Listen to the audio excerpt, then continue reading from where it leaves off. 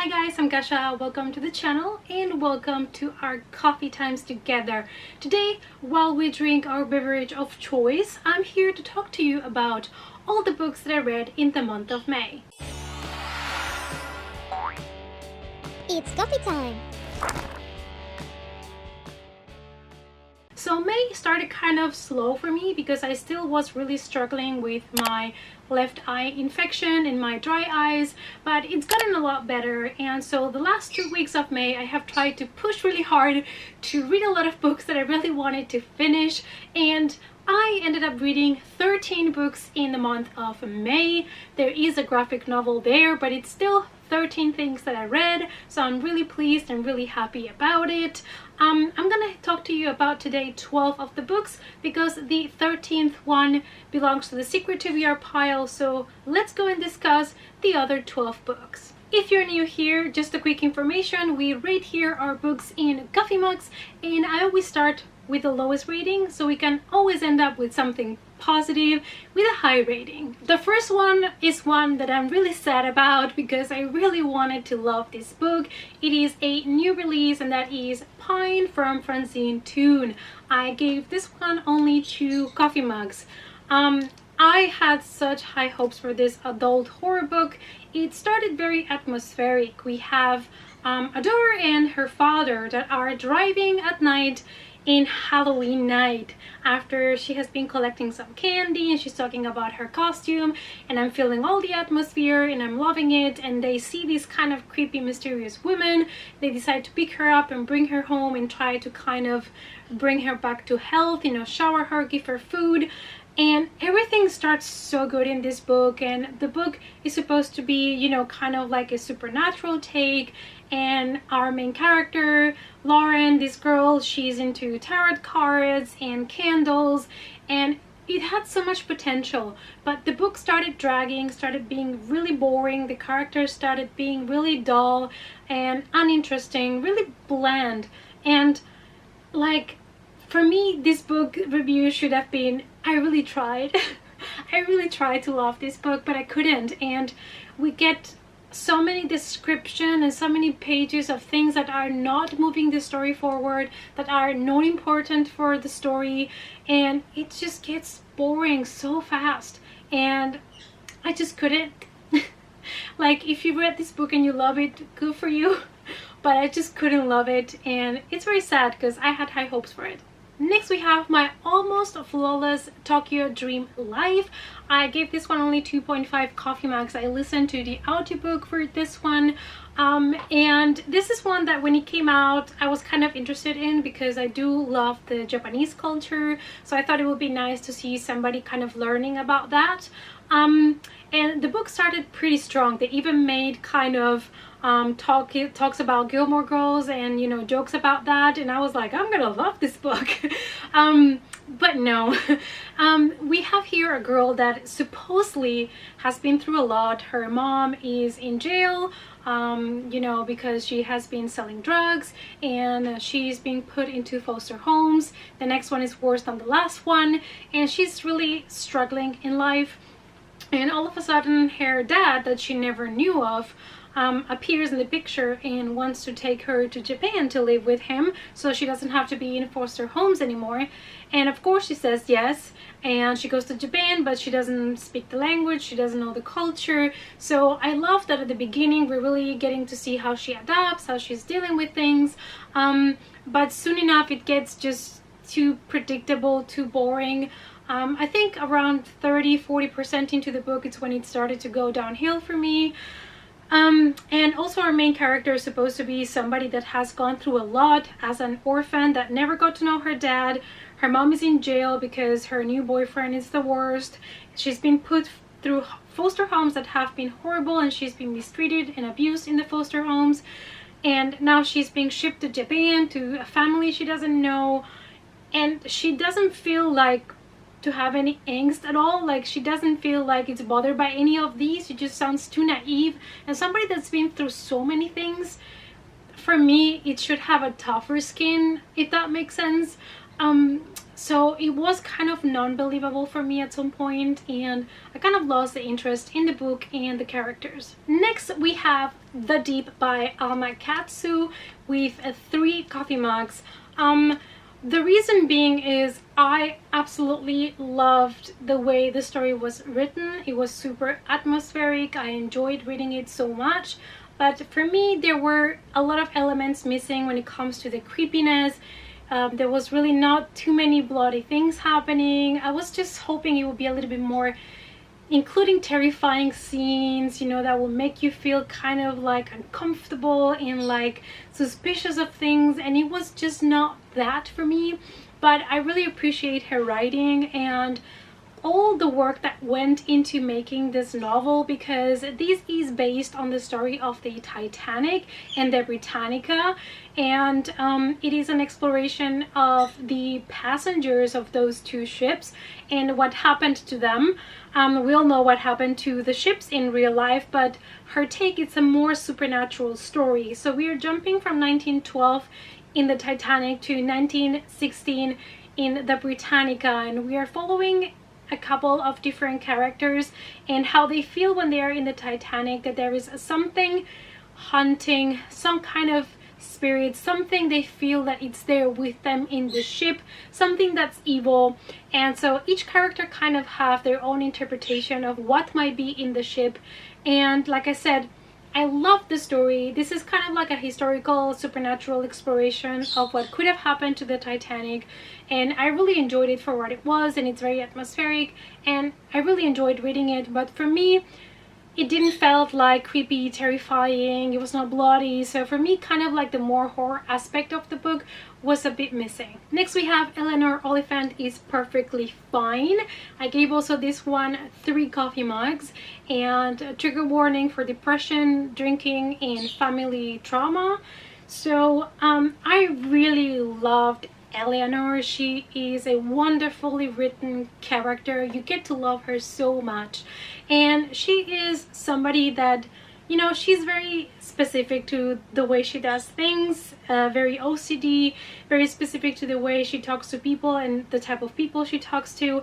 And she is kind of under the impression that if she finds the perfect boyfriend, it's gonna fix everything in her life. And through the book, you're learning more about her backstory and the traumas that have made her the way she is, and how she's trying to overcome all of those things.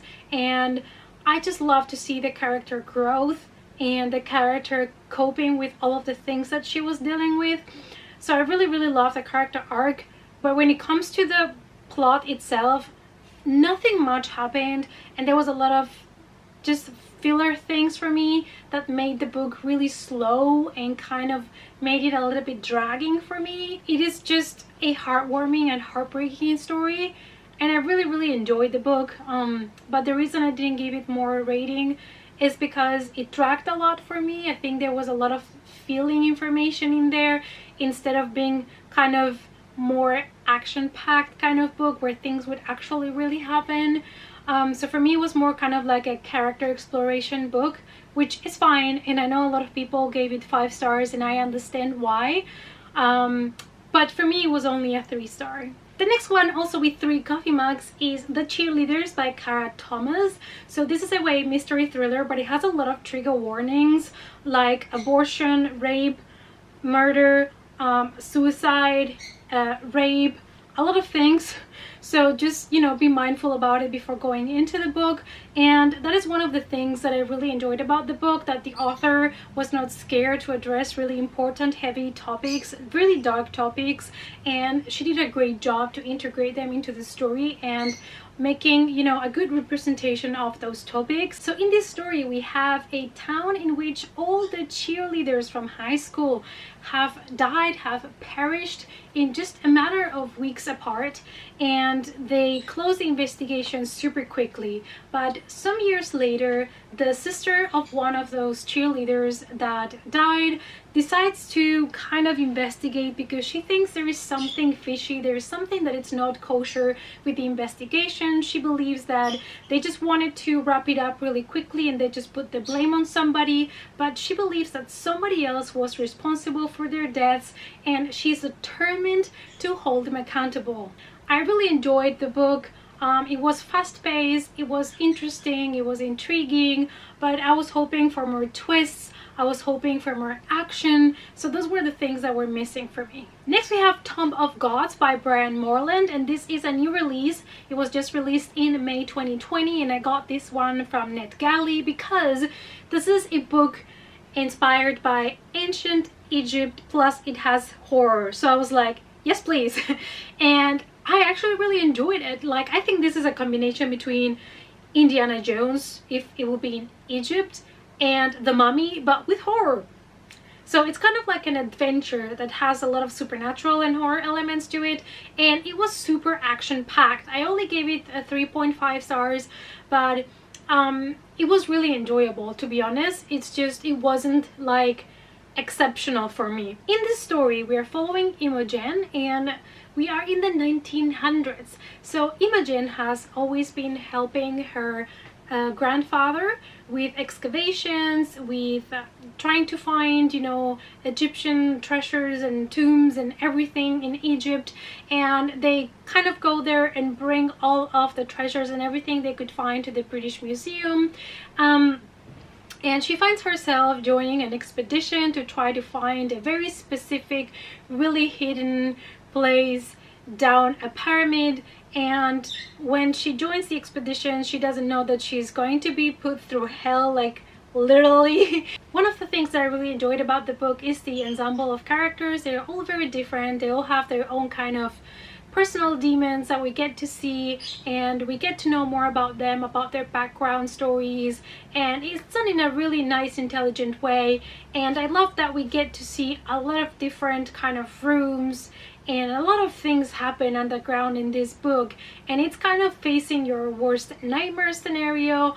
I really love the whole talk about the ancient Egyptian gods and what they meant for them. And even though the book is a fictional take on what actually happened in Egypt, it is just so much fun to read about it. So if you're interested in Egypt, as I am, and if you like kind of action-packed stories where they're kind of investigating graves and old sanctuaries and things like that, you might enjoy this one. We're moving now to the 4 coffee mugs, and we have The Familiar Dark by Amy Engel, and this one really surprised me because it is not your typical thriller. That's what I gave it 4 coffee mugs, because this felt like a character exploration of somebody that has family trauma, and the point of view normally in thrillers always includes kind of like a detective or a policeman, something a little bit more like that. And this was more the exploration of a woman that had lost everything, that kind of gave her a reason to keep going. We are following Eve, and she has lost her daughter. Her 12-year-old daughter has been murdered, and they don't know who did it, and she's determined to find out who is responsible for it. And you get to see her battling, you know, the loss, plus finding that strength to find whoever did it. And this book, it really explores dark themes like family bonds, like, is it family just your blood, you know, do you choose who your family is, do you know your family that well? And I love that you kind of are left with this doubt of who could have killed this 12-year-old. This is a small town, everybody knows everybody, so was it a familiar face, somebody from town? Was it a stranger that just came by that day and killed the girl and then took off? And it explores really dark themes, and of course loss and grief. So it was kind of like a thriller from a completely different point of view from what I'm used to, and more of from the point of view from a not just grieving mother, but somebody that has a lot of strength. And she is also has hints of a feminist, and I absolutely love that about this book as well. and it was really interesting. I really enjoyed it. Next we have with 4 Coffee Mugs, Sky in the Deep by Adrienne Young. I remember when this was published, a lot of people were talking about it on booktube, and they were saying how much they were loving it, but you know, I had been reading so much YA fantasy that I was a little bit saturated with it.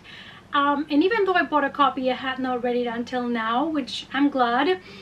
And this is one of the best YA fantasy debut novels that I have ever read. And this is also a standalone fantasy, which is rare to come by. And even though the book is under 400 pages, it is such a complete, perfect book. We're following the story of Eileen, I don't know how you pronounce her name, but she lives in this clan called the Aska, and there is this rival clan called the Riki, and all their lives, all they know is fight each other. They are in constant war with each other, and the book explores family, you know, blood family, soul family. It has a lot of representation from the Viking culture, which I really appreciated. The book is hard to put down because it is always something is happening. It's fast-paced, it's intriguing, interesting, there are twists. Even though the book does have like subtle tropes of the typical YA fantasy book, they are done in a way that they are so well integrated in the story that they don't bother you at all. And the best thing about this book is all the messages that it's trying to bring about love, acceptance, and equality. Next with 4 Coffee Mugs is The Troop by Nick Carter, and I had such a difficult time deciding between giving it 3 or 4 coffee mugs, because even though I really enjoyed the book as a whole, there were things that I didn't really like or like kind of agreed with. So the book had its kind of flaws for me, but I decided to give it 4 coffee mugs because it was an interesting read that reminded me a little bit to Lord of the Flies with a little bit of splashes of Stephen King. So I ended up giving it 4. Now we're following here 5 scouts that are going with their scout master to this island to kind of camp there and have, you know, the campfire ghost stories and stuff. So while they are at the campfire, there is this stranger that appears in the island unexpected, and he seems to have this disease that they don't know what it is. And the horror starts, and in this book we experience body horror to next levels. And what I liked is all of the backstories from the different 5 boys and how they are put into test being in such a critical situation where there is this kind of disease and they're kind of trying to survive in this island by themselves. And you know, when you're put into certain positions, you don't think straight anymore, like, you know, you kind of lose your head. All of the exploration of your typical things that happen when you are isolated in an island and some kind of danger comes to you. But the things that I didn't really enjoy so much about the book were the animal abuse that was extensive, and there were so many pages describing it to detail when it was not necessary, and it really bothered me because it was not necessary to bring across the idea that the reader needed. It could have been done in another way, a little bit more respectful to the animals. And I understand that they had to include some scenes because they were important to the main story, but I just feel like he used it as something to kind of profit from that, and that's what I didn't like about it. Next with 4 coffee mugs is A Thunderhead by Neil Shusterman. This is book 2, so I'm not gonna go into detail in the story so I don't spoil anybody, but because I've been talking a lot about this trilogy lately, I'm sure you know that it's about a world in which humans do not die of disease or natural causes anymore, so the sides need to decide who dies, who lives, and it is a amazing world building. It is a great trilogy so far. I really did enjoy the second book, but this one dragged a little bit in parts, even though the ending was pretty good and action-packed, and I really did enjoy it. But I really enjoyed to follow our characters again in this second book, and I'm definitely gonna finish the trilogy and see how I think of the whole trilogy as whole, because I don't know if this book was dragging, especially at the beginning, because they were kind of setting up a lot of different storylines from the different characters, because maybe that's necessary for book 3, because I don't know, you know, it might be that it was necessary, but the book at the beginning was indeed a little bit dragging. And now it's time to talk about the last 2 things that I read in the month of May, and there are 2 5 coffee mug rating. And the first one is Heartstopper Volume 3 by Alice Osman. I freaking love this graphic novel. It's probably my favorite non-horror graphic novel of all times. It is a boy-boy romance, but it is heartbreaking. It is so truthful, so believable, so heartwarming, heartbreaking. It will make you laugh, it will make you cry, it will make you fall in love with the characters, and it's so cute. It's so freaking cute. I really enjoy it. So if you're into this kind of stories, I would definitely recommend you to pick up this graphic novel. And the last thing that I read, and the other thing that got 5 coffee mugs, is If It Bleeds by Stephen King, his newest release. This is a compilation of 4 stories. One of them serves as a sequel standalone from The Outsider, but it also has to do with his Mr. Mercedes Finders Keepers trilogy. So be aware that that story is going to spoil that trilogy plus The Outsider for you. So if you have not read those and you need to read them, maybe hold on that story for now. I really loved the 4 different stories. They were very different, but 3 of them especially had in common the themes of media and how that affects and impacts us in a negative way, and the discussion about mortality and what could happen in an afterlife, and kind of like the topic of ghosts, or, you know, deceased people. And I really enjoyed that. My favorite story was, I think, the shortest, which is the last one, and it's called Rat. And I don't think it's anybody else's favorite but mine. And that might be because I am biased, because I love stories that have to do with writers that go into a cabin in the woods to try to finish a book, and they're kind of seeing things or hearing things, and they kind of go a little bit mad. The Shining, you know what I mean, like those kind of vibes. I just cannot resist a traumatized author trying to write a book. It's something that I like. So I think that might be a reason why. But I really did enjoy the 4 stories, and I think if you love Stephen King, you will love it, because it has so many references to other of his novels and his world.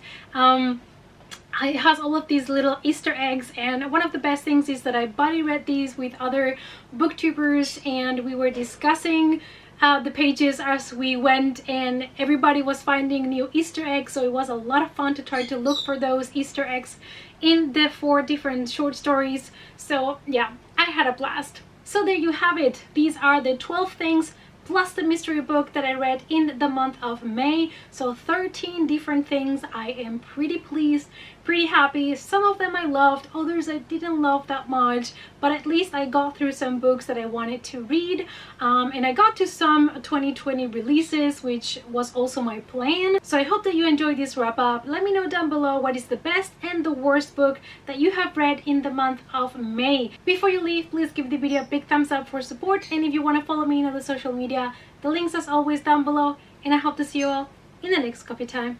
Bye!